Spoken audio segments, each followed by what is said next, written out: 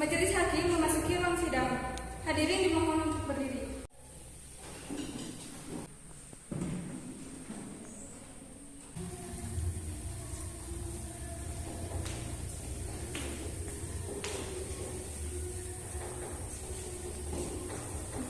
Baik hadirin, disilakan untuk duduk kembali. Sebelum sidang dimulai, Majelis Hakim memperkenankan kepada seluruh awak media untuk dapat melakukan perekaman dan menyaksikan jalannya persidangan. Kemudian, untuk para pengunjung, dimohon untuk menonaktifkan berbagai macam alat komunikasi dan tidak mengganggu jalannya persidangan. Penuntut umum, apakah sidang siap dimulai? Siap, Yang Mulia. Penasihat hukum, apakah Anda sudah siap? Siap, Yang Mulia. Baik, sidang pidana umum dengan terdakwa 1, Cahyadi Agustino, terdakwa 2, Jeffrey Dianto, dan terdakwa 3, Angga Yunajat, pada hari ini, Senin 28 Agustus 2022, dinyatakan dibuka dan terbuka untuk umum. Bagi penuntut umum, dipersilakan untuk membawa terdakwa ke dalam ruang sidang. Baik Yang Mulia, petugas silakan dibantu.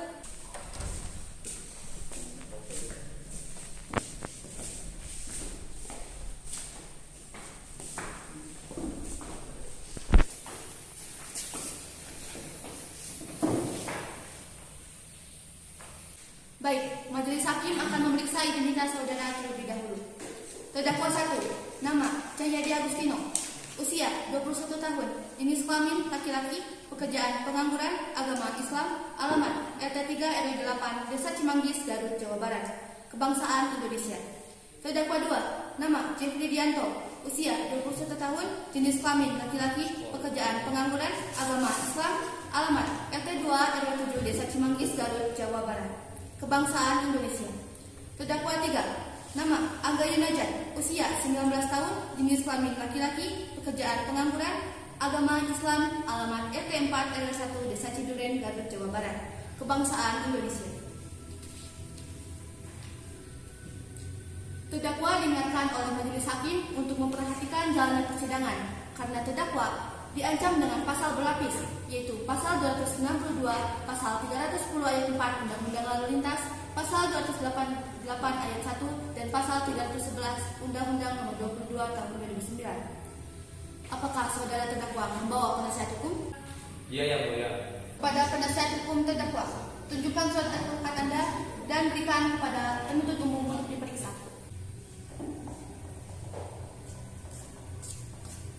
Kepada penuntut umum, silakan untuk membawa surat advokat milik penasihat hukum. Silakan.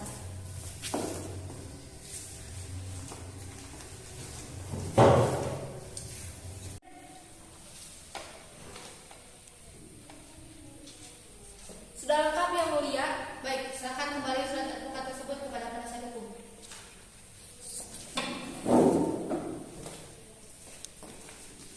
Kepada penasihat hukum, silakan untuk membawa kembali surat advokat.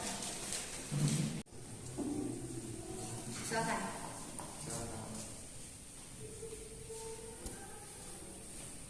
Agenda hari ini adalah pembacaan surat dakwaan oleh penuntut umum. Apakah saudara terdakwa sudah menerima surat dakwaan dan berkas perkara? Sudah, Yang Mulia. Walaupun saudara sudah menerima atau bahkan membaca surat dakwaan tersebut, tetapi tetap saja surat dakwaan tersebut harus dibacakan ulang oleh penuntut umum. Bagaimana penuntut umum, sudah siap? Siap, Yang Mulia. Silakan. Surat dakwaan.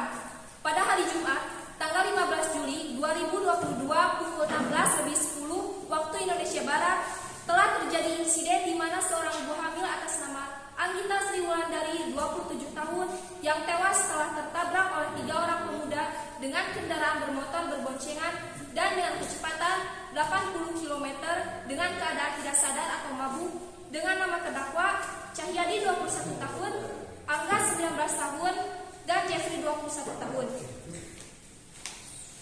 Hal tersebut sesuai dengan berkas penyidikan polisi. Berdasarkan laporan suami dan ibu korban yang menginginkan agar terdakwa mendapat balasan yang setimpal. Sehingga kami selaku penuntut umum akan menjelaskan tindakan pelanggaran hukum yang telah dilakukan oleh 3 orang terdakwa. Pasal 310 ayat 4 Undang-Undang 22 tahun 2009 tentang lalu lintas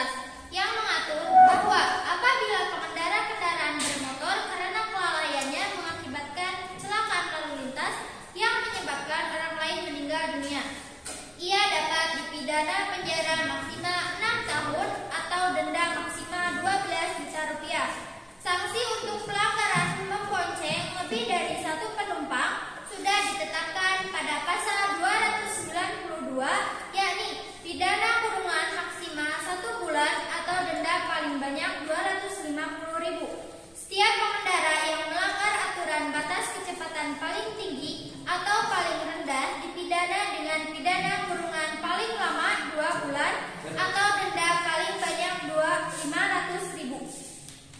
Pasal 28 ayat 1 pada Undang-Undang LLAD, setiap pengendara yang tidak dilengkapi surat tanda nomor kendaraan bermotor atau STNK atau surat tanda coba kendaraan bermotor dipidana dengan pidana kurungan paling lama 2 bulan atau denda paling banyak 500.000. Jika ditemukan pengendara dalam kondisi mabuk, polisi akan menjatuhkan hukuman sesuai pasal 311 Undang-Undang Nomor 22 Tahun 2009 tentang lalu lintas dan angkutan jalan. Nantinya pengendara bisa dipenjara paling lama 1 tahun atau denda paling banyak 3 juta rupiah. Maka dari itu dapat kami simpulkan jika terdakwa dengan berbagai pelanggaran tersebut harus dihukum dengan setimpal. Baik, pernyataan dari penuntut umum. Dan apakah saudara terdakwa akan menanggapi surat dakwaan dari penuntut umum? Iya, saya menanggapi melalui penasihat hukum. Baik, apakah penasihat umum akan mengajukan eksepsi? Iya, Yang Mulia. Baik, sebelumnya kami turut berduka cita atas kejadian ini yang menimpa keluarga korban. Kami di sini tidak akan membela terdakwa karena terdakwa sudah siap menerima konsekuensi apapun. Tetapi di sini kami akan membela hak-hak terdakwa yang akan dipenuhi atau harus dipenuhi. Baik. Yang pertama, kami ingin mengajukan perbedaan masa tahanan antara pengemudi dengan penumpang motor. Seperti yang diketahui dalam penyelidikan, satu motor terdapat 3 orang, yaitu 1 pengemudi dan 2 orang penumpang. Pelaku 1 adalah pelaku yang tertera pada Undang-Undang Pasal 229 ayat 4. Pelaku dipidana penjara selama 10 tahun atau denda paling banyak 8 juta. Alasannya kenapa terdakwa bisa mendapat hukuman paling berat? Karena terdakwa pengemudi motor tersebut dan menggunakannya karena terdakwa pengemudi motor tersebut menggunakannya lalai dan mabuk. Untuk pelaku kedua dan ketiga memiliki peran yang sama, yaitu sebagai penumpang, di mana mereka tidak terlibat tuntutan hukum yang berat. Sebagaimana tertera dalam pasal 536, barang siapa nyata-nyata mabuk berada di jalan umum dengan ancaman denda paling banyak Rp15. Demikian tindak pidana di dalam kutip yang pada umumnya dilakukan oleh seseorang setelah minum minuman keras. Alasannya karena terdakwa hanya menjadi penumpang dalam motor, maka tuntutan tidak seharusnya terlalu berat seperti yang tertera dalam undang-undang.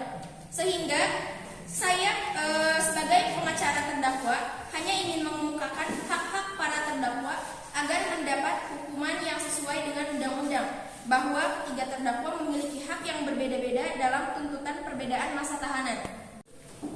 Baik, untuk yang kedua, kami mengajukan hak para terdakwa untuk menjalankan pengobatan terlebih dahulu. Seperti yang diketahui, jika kasus ini terdakwa membawa motor dengan kecepatan tinggi dengan kondisi mabuk, yang tentu akan mengalami cedera dan memerlukan pengobatan dahulu. Sebagaimana tertera dalam KUHP pasal 50-72 tentang hak terdakwa, tepatnya pada pasal 58 sampai 61. Terdakwa berhak untuk menghubungi dan menerima kunjungan dokter pribadinya untuk kepentingan kejahatan, baik yang ada hubungannya dengan proses perkara maupun tidak. Alasannya, para pelaku harus melakukan pengobatan terlebih dahulu, yaitu untuk menjalankan proses tahanan dengan baik tanpa ada kendala apapun, karena proses tahanan harus disegerakan dengan baik. Maka dari itu, para pelaku harus menjalankan proses pengobatan. Para pelaku juga mempunyai hak atas kejahatannya sebagaimana tertera dalam pasal 4 ayat 1 yang berbunyi, setiap orang berhak atas kesehatan. Sehingga ketika para pelaku sudah melakukan pengobatan dan sudah pulih kembali, proses masa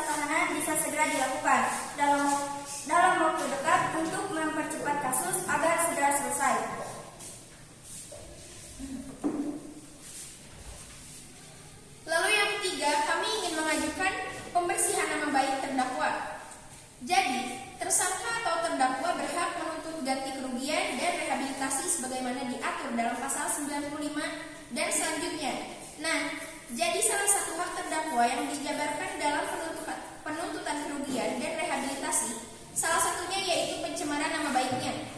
Alasannya, setiap orang berhak atas nama baiknya. Ketika nama para pelaku sudah tercemar, kami dapat menuntut balik sebagaimana tertera dalam pasal 220 KUHP. Pembersihan nama baik harus dilakukan karena itu adalah bagian dari hak-hak para pelaku. Kejadian ini dilakukan tanpa disengaja oleh pelaku tersebut, sehingga nama baik bisa kami ajukan sebagai tuntutan kembali. Sehingga, ketika pelaku sudah melakukan proses masa tahanannya di penjara, dan dia sudah kembali ke lingkungan masyarakat, dia akan tetap mendapat hak yang sama sebagai manusia, seperti yang tertera pada pasal 28A.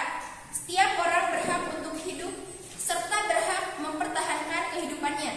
Dan pasal 27 ayat 2 menyatakan bahwa setiap warga negara Indonesia berhak atas pekerjaan dan penghidupan yang layak bagi kemanusiaan.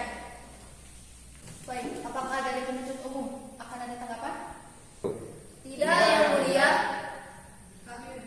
Baik, dalam berkas yang saya terima atas hasil penyidikan bahwa penuntut umum menyatakan ada saksi yang terlibat dalam kasus ini. Maka dari itu, apakah penuntut umum sudah siap untuk menghadirkan saksi dalam persidangan kali ini? Siap, Yang Mulia. Baik, kepada saudara Safira Fatimah selaku saksi kejadian yang melihat secara langsung peristiwa tabrakan, dipersilakan untuk memasuki ruangan persidangan. Petugas, mohon dibantu.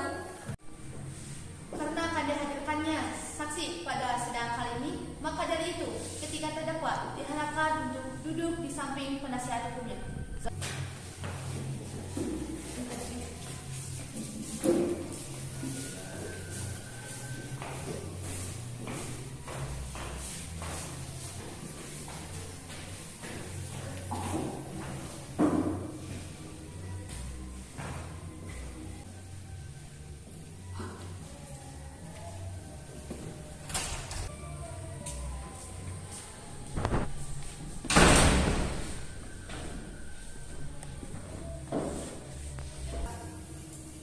Baik, apakah saudara sehat dan siap diperiksa sebagai saksi? Ya, Yang Mulia. Pertama-tama, saya akan memeriksa identitas saudara terlebih dahulu. Nama, Safira Fatimah, umur 19 tahun, alamat RT 1 RW 1 Desa Bumbi, Garut, Jawa Barat, pekerjaan mahasiswa, agama Islam. Apakah saksi kenal dengan terdakwa atau memiliki hubungan darah dengan terdakwa? Tidak, Yang Mulia. Baik, majelis hakim meminta saudara untuk mengucap sumpah terlebih dahulu. Maka dari itu, saudara dipersilakan untuk berdiri dan maju satu langkah dari kursi.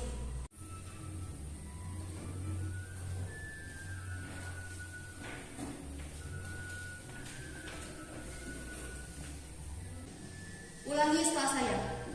Saya bersumpah Saya bersumpah bahwa saya akan menerangkan bahwa saya akan menerangkan dengan sebenarnya dengan sebenarnya dan tiada lain dan tiada lain dari yang sebenarnya. dari yang sebenarnya. Baik, silakan duduk kembali.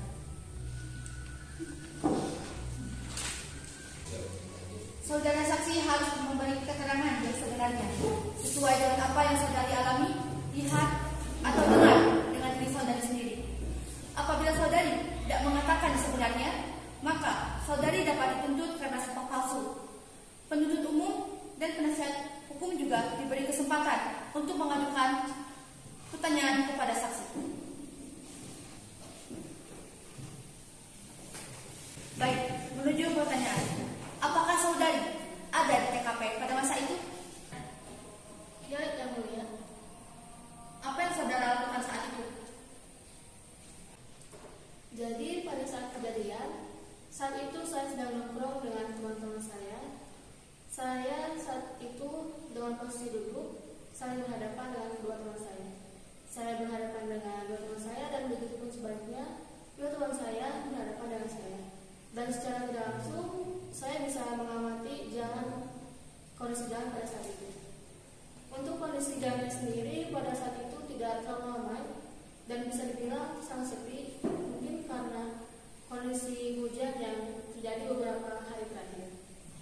Setelah itu, fokus saya teralihkan dengan suara bising knalpot dan saya juga melihat motor yang melaju sangat kencang dari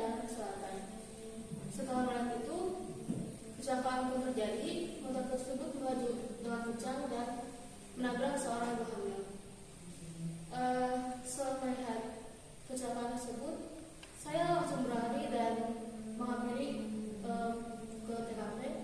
Saya menghampiri ke korban maupun pelaku. Di situ saya melihat ada seorang ibu hamil yang tergeletak di jalan, dan juga ada 3 orang pelaku dengan 1 orang sebagai pengemudi dan 2 orang sebagai penumpang. Setelah saya melihat itu, langkah pertama yang saya lakukan adalah langsung menelpon rumah sakit, karena saat itu saya berpikir ibu hamil tersebut masih hidup. Tidak lama setelah itu, ada beberapa warga sekitar yang ikut membantu untuk melapor polisi, namun ternyata ibu hamil tersebut meninggal sebelum ambulan datang. Dan hanya itu saja. Jujur saat itu saya sangat takut dan juga gemetaran, karena itu adalah kejadian kecelakaan pertama kali yang pernah saya alami. Baik, terima kasih atas kesaksian yang telah Anda berikan. Apakah dari penuntut umum ada tanggapan? Tidak yang mulia.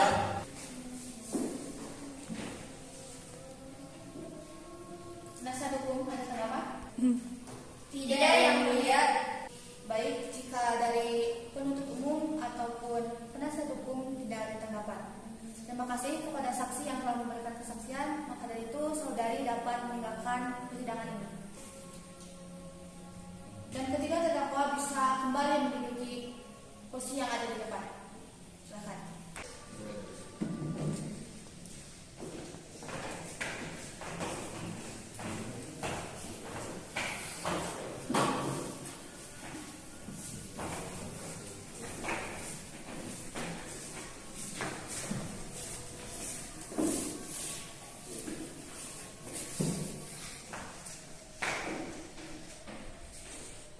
Baik, karena saudari saksi telah memberikan kesaksiannya kepada penuntut umum, apakah Anda masih akan mengajukan bukti-bukti yang lainnya?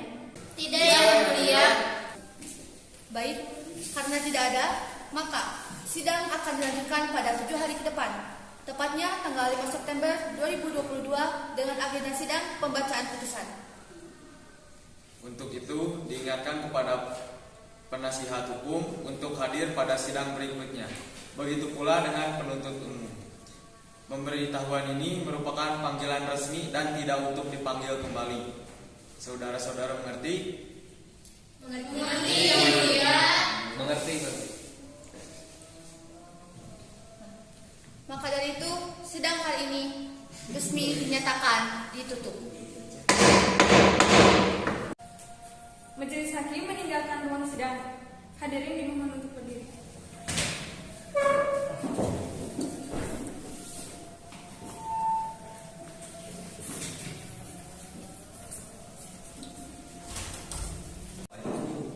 Baik, sidang akan dilanjutkan 7 hari dari sekarang, tepatnya pada hari Sabtu, tanggal 15 Oktober tahun 2022, dengan agenda sidang pembacaan putusan.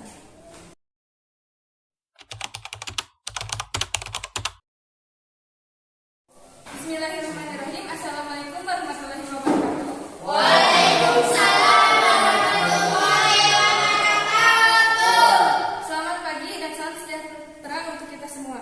Pada hari ini, tanggal 5 September tahun 2022 akan dilaksanakan sidang dengan agenda pembacaan putusan. Majelis hakim memasuki ruang sidang. Hadirin dimohon untuk berdiri.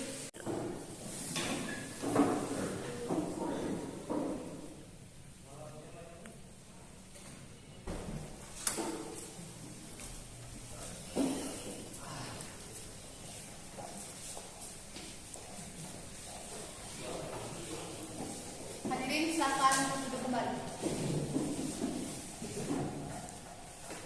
Sidang pidana umum dengan terdakwa 1 Cahyadi Agustino, terdakwa 2 Jeffrey Dianto, dan terdakwa 3 Angga Yunajan pada hari ini, Senin 5 September 2022, dengan agenda sidang pembacaan putusan dinyatakan dibuka dan terbuka untuk umum.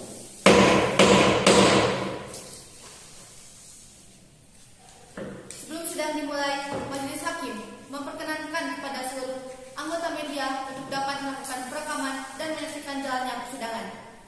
Kemudian, untuk para pengunjung, dimohon untuk menonaktifkan berbagai macam alat komunikasi dan tidak mengganggu jalannya persidangan. Penuntut umum, apakah sidang siap dimulai? Siap, Yang Mulia. Penasihat hukum, apakah Anda sudah siap? Siap, Yang Mulia.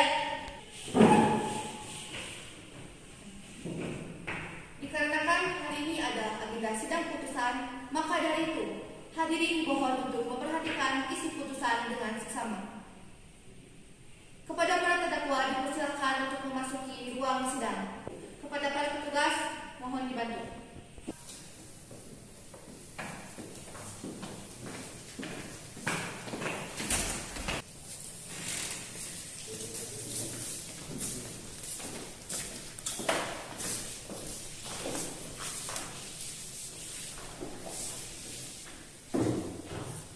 Apakah terdakwa sehat? Sehat Yang Mulia. Sebelumnya, saya akan memberitahukan kepada saudara terdakwa jika saudara dapat menerima putusan majelis hakim atau menyatakan banding. Hal yang sama juga ditawarkan kepada penuntut umum maupun penasihat hukum. Hakim mengadili ketiga terdakwa dengan masa tahanan dan denda yang berbeda. Cahyadi Agustino, Anda selaku pengemudi motor dengan tindakan Anda yang menyebabkan saudari Anggita Sri Wulandari meninggal dunia, jatuhi hukuman 6 tahun penjara dan denda sebesar 11 juta rupiah. Terdakwa 2, Jeffrey Dianto, dan terdakwa 3, Angga Yunajar, majelis hakim menjatuhi hukuman dengan masa tahanan 4 tahun penjara dan denda sebesar 7 juta rupiah. Selain itu, permohonan dari penasihat hukum akan kami kabulkan, yakni ketiga terdakwa akan menjalani pengobatan terlebih dahulu hingga benar-benar pulih sebelum mengalami masa tahanan. Selain itu, untuk pemberian nama baik akan kami lakukan setelah terdakwa mengalami masa tahanan.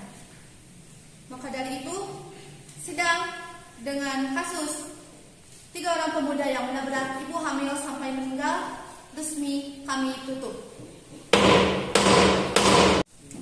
Baik, sidang putusan telah selesai. Majelis hakim meninggalkan ruang sidang. Hadirin dimohon untuk berdiri.